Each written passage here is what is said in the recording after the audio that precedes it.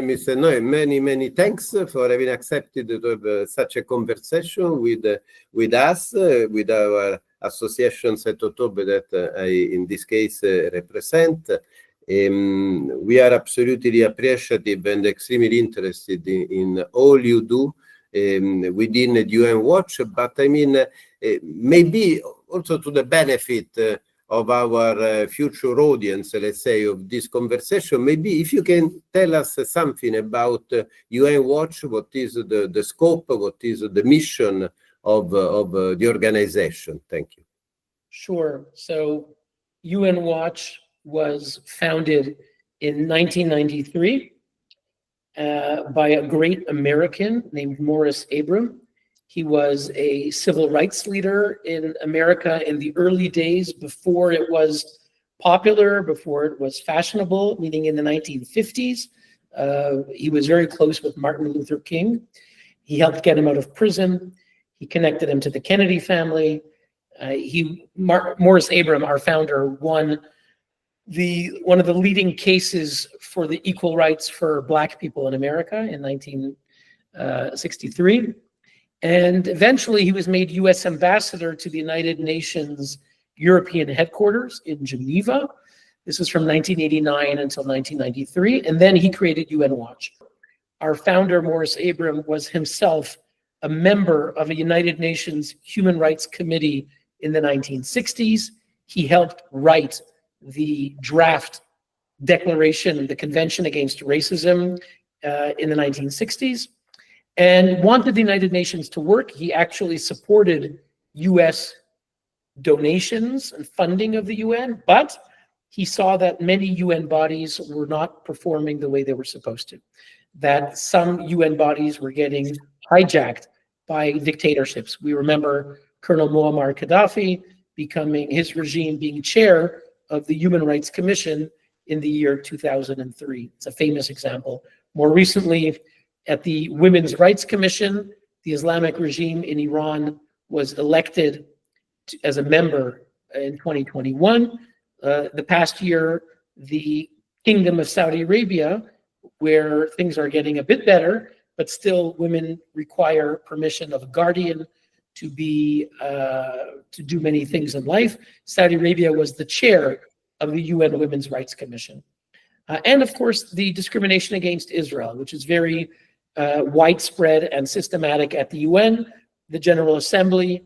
There are more resolutions adopted against Israel than on Iran, Korea, North Korea, Syria, Libya, China, and the entire rest of the world combined. Last year, I think there were 6 or 7 resolutions on North Korea, Iran, Syria, and the rest of the world combined, and there were about 17 on Israel. So more resolutions on Israel than on the rest of the world combined. So UN Watch is the main organization, often the only organization, that is tracking what the UN is doing, holding them to account, and advocating for change, meeting with diplomats, meeting with stakeholders, and demanding that the UN come back to its founding principles. So our work is it's meeting with diplomats, so diplomacy. It is reporting on what's happening. That's on our website, press releases, enormous amount of work on social media, and then speaking at the UN. So just a few days ago, I spoke when Francesca Albanese came. We can talk about her a bit more, but a UN expert who's been condemned for anti-Semitism by France, Germany, Canada, the United States, other countries. And I took the floor at the United Nations debate. So we also participate in UN debates where we speak truth against many lies. Yeah. No, I fully agree with the picture you gave us. And let's be frank, if a resolution on the establishment of the State of Israel were tabled today, it's very likely that the General Assembly would not pass it, would not approve it.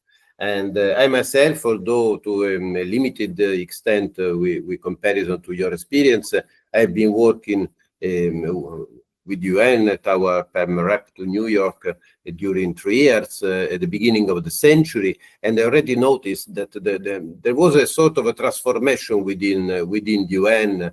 My personal explication, but I would like to know if you agree on it, is that this is also, or maybe mainly due to the fact that with the enlargement of the membership, inevitably, the number of member states of the UN, which are animated by anti-Western, anti-capitalistic, and consequently anti-Israeli feelings and sentiment, is increasing day by day. And so in a way, Israel is also attacked because he is rightly considered a sort of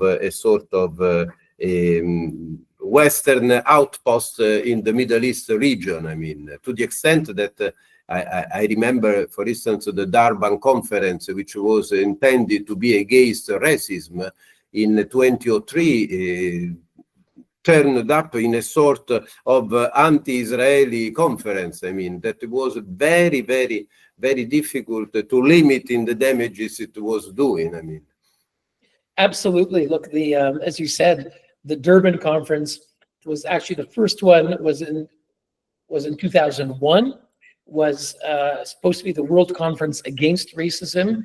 It was being held in South Africa, which is the post-apartheid South Africa, and was meant to be a very, meaningful event. And unfortunately, some of the worst dictatorships, as you said, anti-Western regimes, hijacked the conference.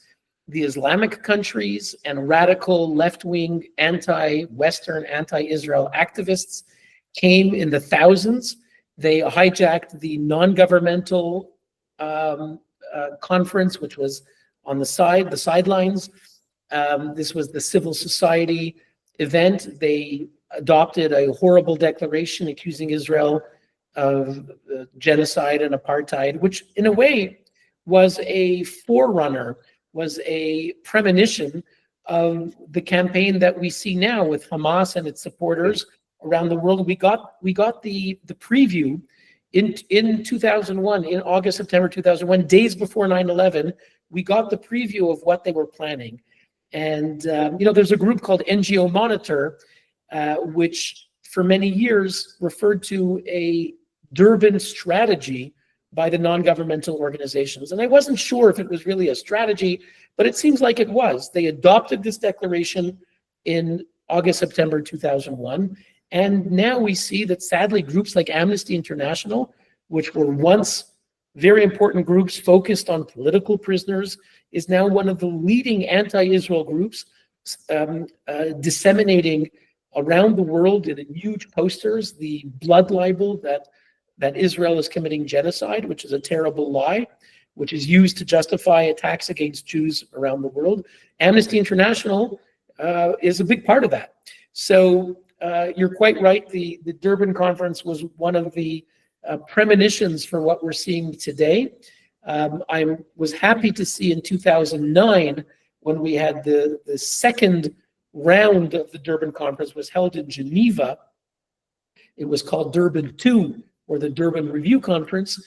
And the first country to pull out was Canada, but then very quickly, Italy was the first European country to pull out. This was under Berlusconi and Franco Frattini. And then eventually 10 countries pulled out, including Germany and Australia, Czech Republic, Poland, other countries. So we've been seeing these things at the UN. As you mentioned, many countries are anti-Western, and it's harder to go against America because they're so powerful. But the easy target is Israel. It's a small country. It doesn't belong to the Islamic group. It doesn't belong necessarily to the European group. It's kind of an easy scapegoat. And when you, as a UN watcher, you denounce, and you do it all the time, this kind of a manipulation, we know the reaction by different governments. You mentioned our government in Italy, Canada, and others. Member states of the European Union have more or less the same attitude, but I stress more or less. There are nuances also there, unfortunately now. But I would like to ask you, which is the reaction to your denouncement from the part of the UN system, from the part of people involved into the UN staff, UN hierarchy. I ask you this because sometimes my impression is that at the end of the day now UN is working as a sort of a company, I mean, as a sort of undertaking in which there is a CEO, which is the Secretary General in the case, who has to respond to the main stakeholders of the company. So inevitably is aligning himself with the majority of stakeholders, which is something very much different, and then we come back on it, from the kind of mission we gave in 1945 to the UN. Yes, it's the UN that we envisioned in the post-war is not really the UN that we have. It's true that the UN was always a compromise between vision and principles, ideals, and realpolitik. We remember, of course, that Stalin and the Soviet Union, what today is called Russia, was a permanent member of the Security Council with the veto from the beginning. Obviously, there was a compromise with realpolitik, but there was a tremendous idealism after World War II. And people really hoped that the UN would be a body fighting for good. And, pretty quickly, this was not the case. And as you said, today, at least half the country members are not democratic, and they seem to have a lot of the energy. Now, if you talk about the Secretary General, he is trying to appease two constituencies. One is the broad membership, which includes 56 Islamic states. It includes more than 100 members, I don't know the exact number, if it's 120 members of the so-called non-aligned movement, which, as we know, does have an alignment. They were often aligned with the Soviet Union, and they were very much an anti-Western alliance with leaders like Cuba, today Iran, Venezuela, are the leaders in the non-aligned movement. So on the one hand, the Secretary General is often working to appease this majority and to go along with the peer pressure of the anti-Western, anti-Israel countries. Of course, he also needs to look at the permanent members, like the US, like Russia, like China. And the easiest thing for him, in many cases, is to go after Israel. You end up making happy, China and Russia are very happy if you go after Israel. The Islamic states are happy, the Arab states, and sadly, the leading human rights groups, Amnesty International, Human Rights Watch, have become very radical anti-Western, very anti-Israel. So the easy thing that gets you credit, when you walk into the room of the human rights groups, you say, I condemned Israel, you get credit. He certainly risks today getting opposition from America, but so far we don't have an ambassador. Unfortunately, Trump hasn't yet named an ambassador. I just read in the news today that President Trump's nominee, whose name is Mike Waltz, he was the national security advisor. He's going to go up for a hearing in the Senate next week, and we hope he will be confirmed. I will recall that President Trump did nominate Congresswoman Elise Stefanik, but then he pulled her nomination because he couldn't afford to let her leave the Congress because the majority is too thin of the Republican Party. So he pulled her nomination, and instead he's nominated Mike Waltz. He's a very intelligent, talented man, and I hope that he will be confirmed soon and that we could work with him, because so far Trump does not have an ambassador in New York at the UN. He does not have an ambassador in Geneva at the UN. So that's missing. So hopefully with an ambassador, they could put pressure on Guterres, because indeed, as you said, the CEO, his name is Secretary General. Often he's more secretary than he is general. He often is a weak character who tries to appease this group or that power. And it's easy for him. On China, he does nothing. He never condemns China. He goes against climate change. He goes against the warming of the ocean. It's very easy. You don't get any push back if you go against the climate, and he goes against Israel. Sadly, since October 7th, the name of your organization is Setteottobre. Sadly, since October 7th, Mr. Guterres has been horrible. Many, many statements against Israel, never condemning UN officials who are biased. So I would say Guterres has been a tremendous disappointment. Yeah. Mr. Neuer, talking about the treatment which is reserved to Israel within the UN, obviously it comes to the mind immediately the Palestinian issue, and I would say that the Palestinians, in a way, are the only population in the world that enjoys a sort of a permanent refugee status, which is maybe also the main reason for the increasing number of Palestinian refugees, because it's a number growing exponentially thanks to a status which is inherited from a generation to another.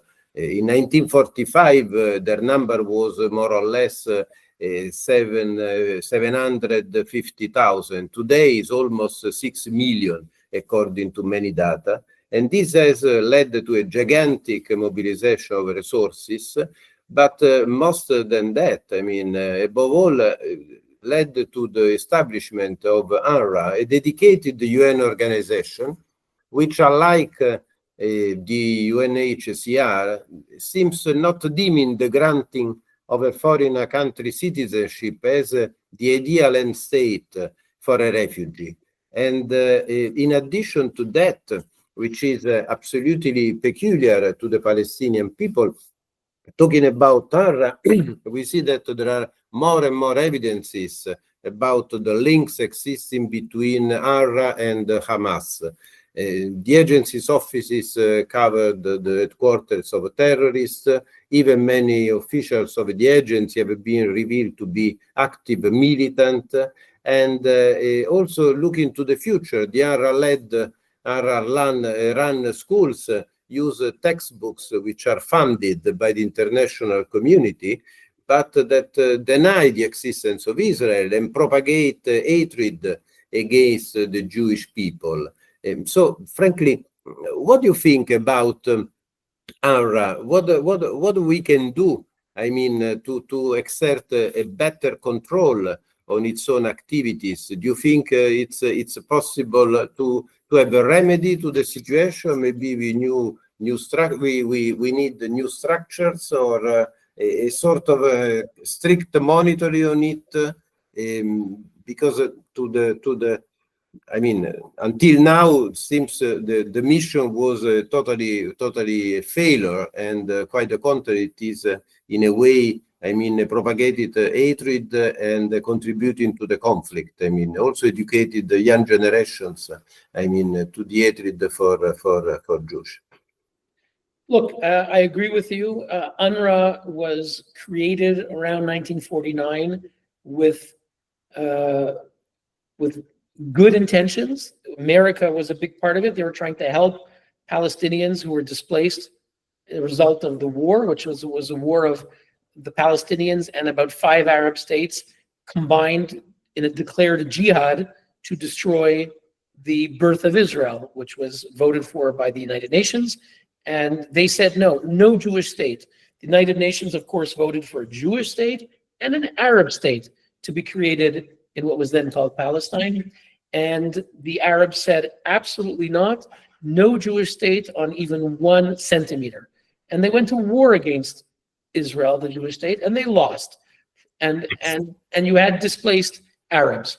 The Jews were about 800,000 Jews who were kicked out of Arab lands from Egypt, Syria, Lebanon, Iraq, Yemen, and Israel took in many of these. Other Western countries took them in.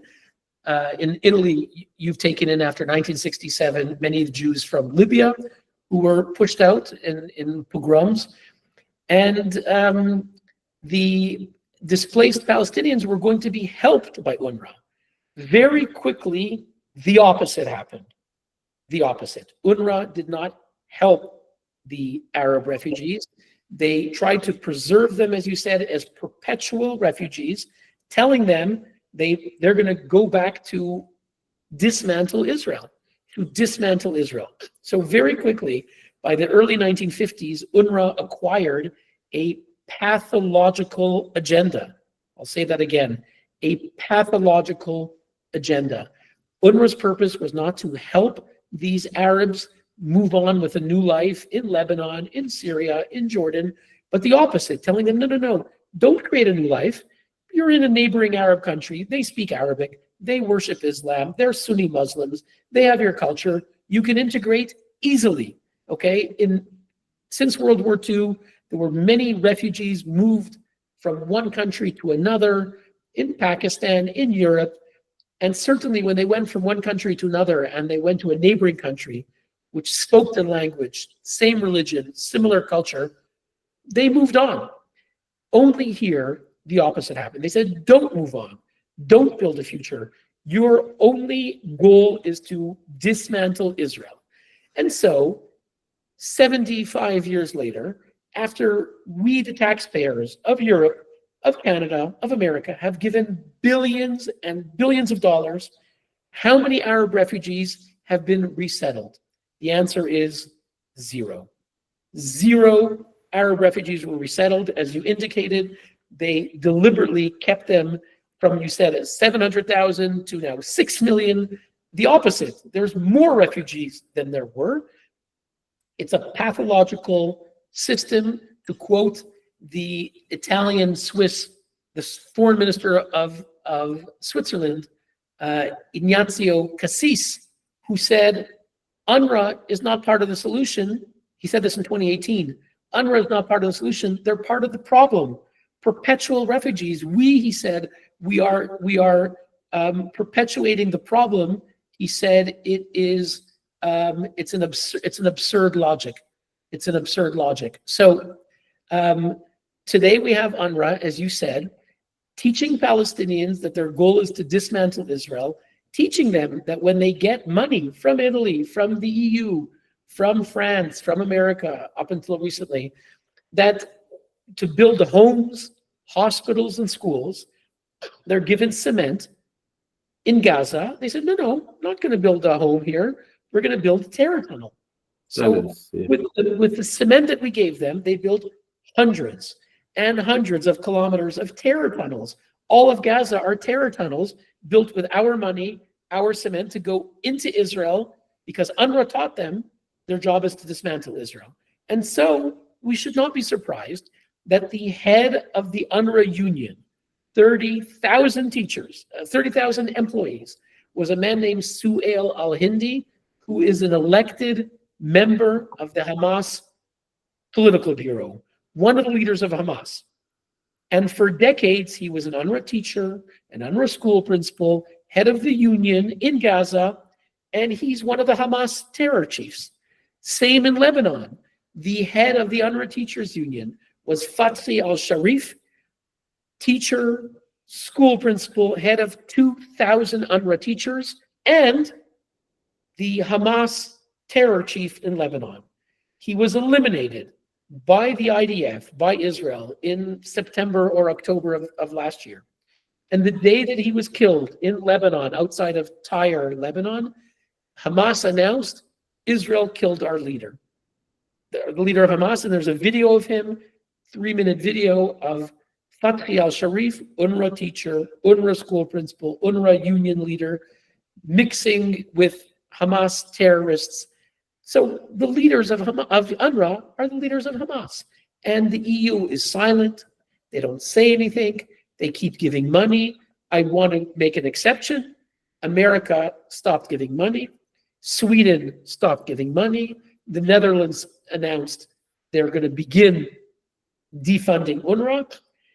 Foreign Minister of Italy, Tajani, said, we will not give to UNRWA in Gaza, but they're still giving it to elsewhere. If we want to help Palestinians have a new future, building a new life, giving money to UNRWA is the opposite. You only perpetuate war and grievance and resentment and terrorism. That is what UNRWA does. Yeah. No, clarify all that, and I thank you for this analysis. What do you think we can do vis-à-vis the Arab countries to try to come out from this situation? Because with the exception to very few of them, like Jordan, but I mean, in no, and Lebanon, obviously, in no Arab country, we see that in the decades of discussions about that, there was any settlement, any arrival, any welcoming of Palestinians. And now, I mean, it could be of actuality, I mean, the possibility to have what somebody is calling voluntary move, voluntary transfer from Gaza. And in any case, I mean, in a peaceful future, the idea of having part of the Palestinians integrated and living in Sunni Arab countries in the region could be of help. Do you think that Arab countries could change their own attitude in the future and being more serious and sincere in their own defense of the Palestinian cause, or you think that they would continue to profess this sort of help them, provide that they stay where they are and they don't move from there, and they can be used as a weapon against Israel? Look, unfortunately, I think we got the answer from the King of Jordan. Shortly after October 7th, the King of Jordan announced, he said, I'm speaking in the name of President al-Sisi of Egypt and Jordan. He said, because we care about the Palestinian cause, not one Palestinian will be allowed from Gaza to enter Egypt or Jordan, because we care about the Palestinian cause. So sadly, these are some of the leading neighboring countries. We see that the so-called concern and caring for Palestinians is exactly as you said, only to use them as a weapon against Israel. And you mentioned Lebanon. Look, Lebanon does have about 200,000, we don't know exactly, about 200,000 Palestinians, but they suffer terrible discrimination. They must live in their neighborhoods. They're called refugee camps, but it's a neighborhood. They are not allowed to work in most of the professions, in almost all of the professions. They don't have Lebanese citizenship. They're kept as permanent second-class non-citizens who are not integrated into Lebanon. Jordan is different. Jordan does give those who live there today citizenship, but it tells them you're a citizen and you're a refugee. So you're a citizen of Jordan, but your job is to dismantle Israel and to undo Israel. Sadly, we see Jordan, Egypt, Lebanon, they are locked into this. I don't see any Arab states willing to violate, which for them is sacred dedication to the Palestinian cause, which we need to keep them in a position to be used, as you said, as a weapon against Israel. Sadly, this seems to be still the case. I see. So, I mean, it's very sad all that, and I mean, we are firm believer in the value of the United Nations, but looking from this angle, they look like really a blunt weapon, and they are a blunt weapon also against any kind of tyrannies. I mean, and certainly we were absolutely appalled to see the sort of respect, even deference with which the Secretary General, I mean, last October in Kazan was shaking hands with I mean, Putin, or which was the reaction of him and of the UN after September 11 and so on. UN Watch is certainly the best placed and the most competent, I mean, to clarify this kind of issue. But I mean, there is a possibility how we can implement it. I mean, to keep the UN as a sort of impartial mediator. I mean, as a credible tool to resolve conflicts, because recently, apart from the role of UNRWA, but looking to the Israeli-Palestinian conflict, letting alone many others, I mean, the UN seems to be hostages of a membership which is polarized, but I mean, with a strong majority which doesn't share any Western values. So I mean, it's the UN seems to be stuck at the end of the day. At least Yes. to me. Yes, in many cases it is. And I would say that there are rare moments when, if there's two warring parties and they wish to resolve their conflict, then the UN peacekeeper or the UN mediator can help to be a go-between. And that can happen on certain occasions. In the Middle East, it happened a little bit to Israel and Syria. They had UN peacekeepers. In Lebanon, we have to recognize was a big failure. UNIFIL, of which Italy has been sending many soldiers, very quickly, Hezbollah sent the signal, the message to the UNIFIL soldiers: if you dare implement UN Security Council Resolution 1701, if you dare try to disarm our 150,000 rockets, our terror infrastructure all along the border with Israel, you will go home to Italy in a body bag. And that message was sent very quickly, very early after the 2006 Lebanon war. And therefore, UNIFIL, they checked the box. They told Hezbollah, tomorrow at 2 p.m., we're going to be going on a patrol. And they kind of had an unwritten agreement where UNIFIL did nothing. And we saw Hezbollah had a massive terror infrastructure. Only the IDF was able to remove a certain part of it through the brilliant operation of the beepers and other military action, but UNIFIL failed. So sometimes the UN can do something, but it's very rare in the Middle East that they did something positive. And otherwise, the UN sadly has been very unhelpful in many cases, and this is a tragedy. Yeah.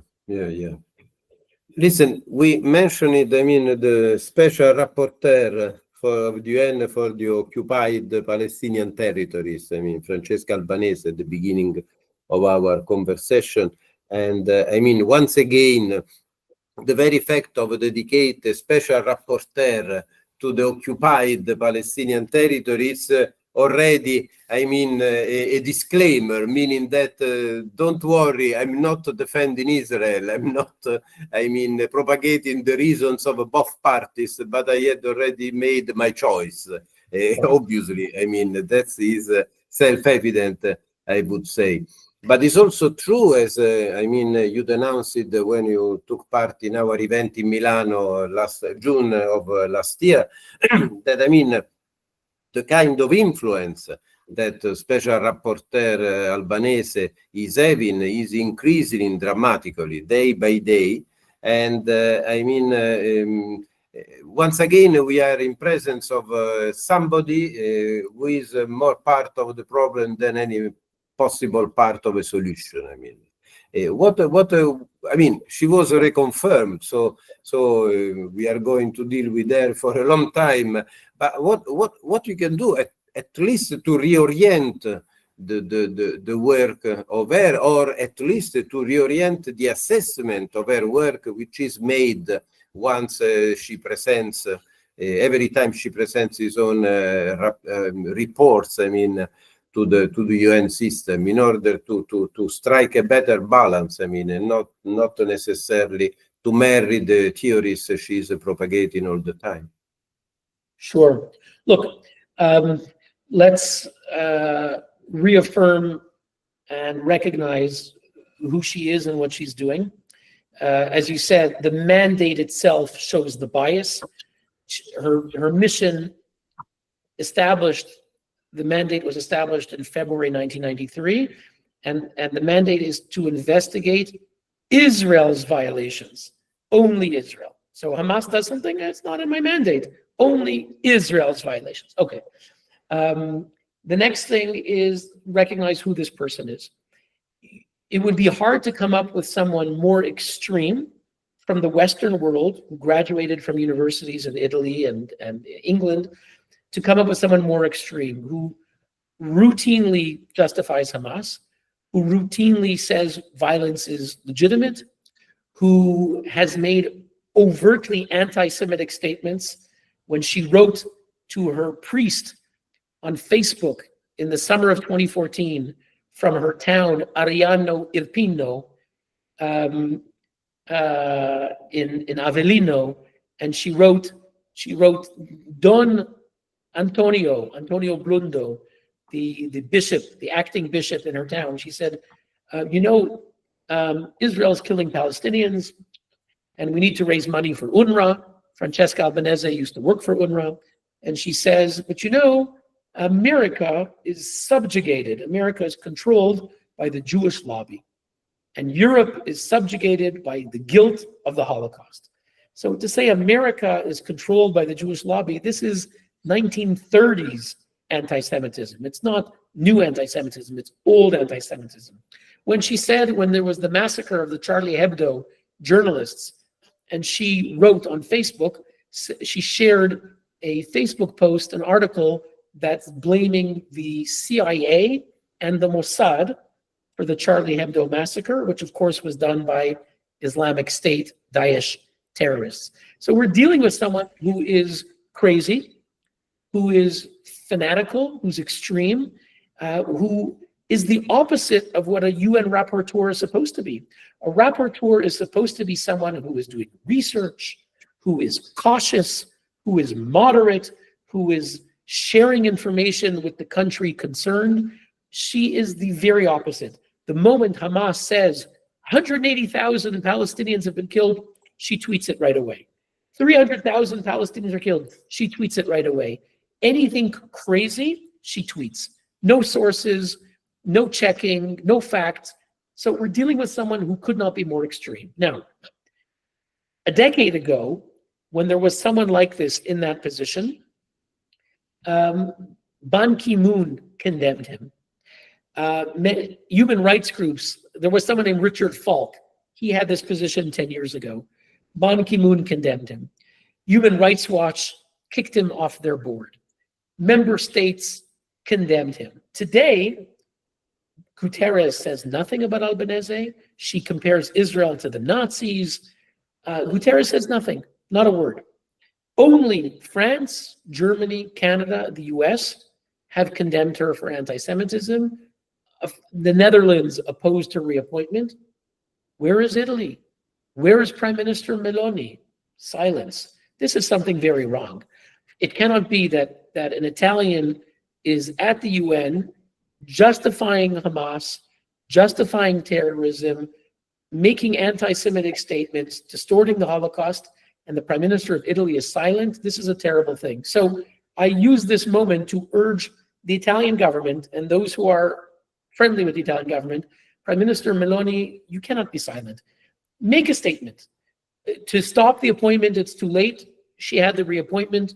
We think it was done illegally. That's a separate matter. But the reappointment, the UN says she's reappointment. At least speak out. That's important. If decent countries like Italy, like the UK, speak out, then it makes a difference, because then decent people will see that there is a pushback. And that's my appeal today. I want the Italian government to at least denounce her anti-Semitism, her support for Hamas. It would be very important. Yeah, no, I thank you very much. I will take into all due consideration what you are saying here in Italy. We'll do our best. So, Hillel, if I can call you like that, thanks a lot. Please. Thanks a lot, and for your assessment, for your time and availability. And obviously, let's keep in touch, because we have a long way ahead. I mean, to try to fight against this kind of, increasing anti-Zionism, anti-Israeli sentiments, and really, we are living difficult times, but we don't have to discourage, quite the contrary, and not to give up. Sure. Let me just say first, piacere mio, grazie mille. It's a pleasure to be with you and this important organization, Setteottobre. I had the honor to be in Milano a little over a year ago with hundreds of people at an amazing event that Setteottobre organized. We are facing something that is in the first attack. Israel is on the front line, but the radical terrorists from Islamic Republic of Iran, or Hamas and their supporters, they are targeting Western civilization. And if we want to keep the democratic, liberal, free societies that we have that support human life, that value human life, we're facing an enemy that is global, that is guided by a mob mentality that has gone insane, and it's very important that we all push back. And so I commend the supporters of Setteottobre, and together we need to push back against this madness of anti-Semitism and this madness that threatens to attack our very civilization. Thank you. Thank you. I couldn't agree more with you.